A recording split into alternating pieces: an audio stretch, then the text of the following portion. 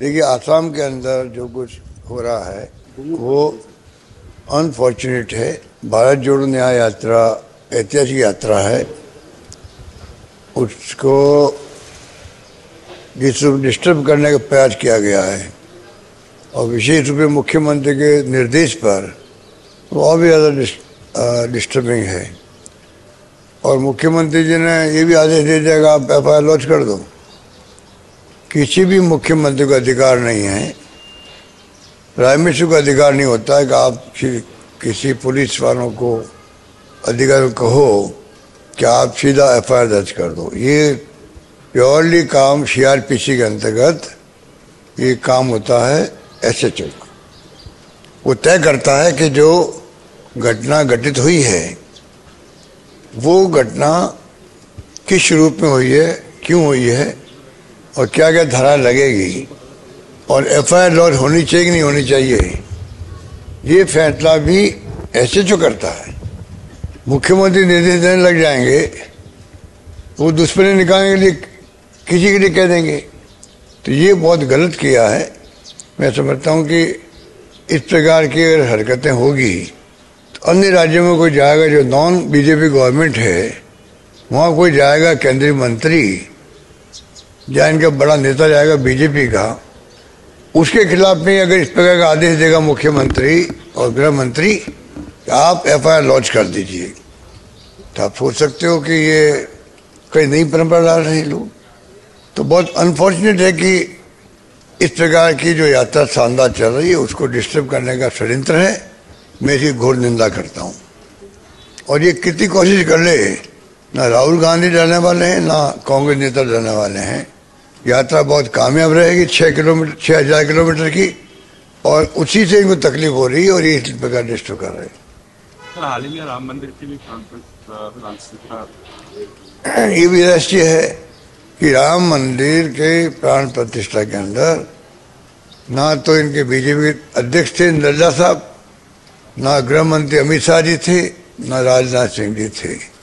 राजनाथ सिंह जी तो वहीं के हैं, UP के ही हैं।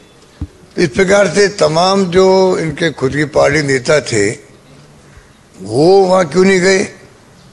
खड़गे साहब और सोनिया गांधी जी के बारे में तो कहते हैं कि वो उन्होंने मना क्यों किया, और इनकी खुद की पार्टी नेता क्यों नहीं गए। फिर इसका मतलब है कि जो तरीका अपनाया गया है, जिस प्रकार से राजनीतिक प्लेटफॉर्म पे जो स्पीचेज हुई है उसके बाद में तो कोई क्वेश्चन उठता ही नहीं है क्यों नहीं गए, खड़गे साहब क्यों नहीं गए, सोनिया जी क्यों नहीं गए।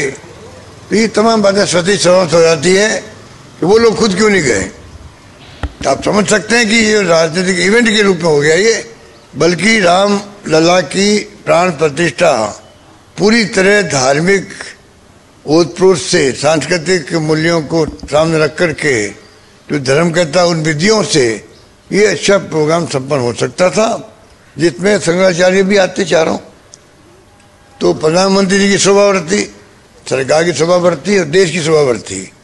हमारे देश में हिंदू धर्म में सनातन में तो सबसे सर्वोच्च जो आज्ञा दे सकते हैं, मार्गदर्शन कर सकते हैं, वो धर्माचार्य और आपके शंकराचार्य होते हैं।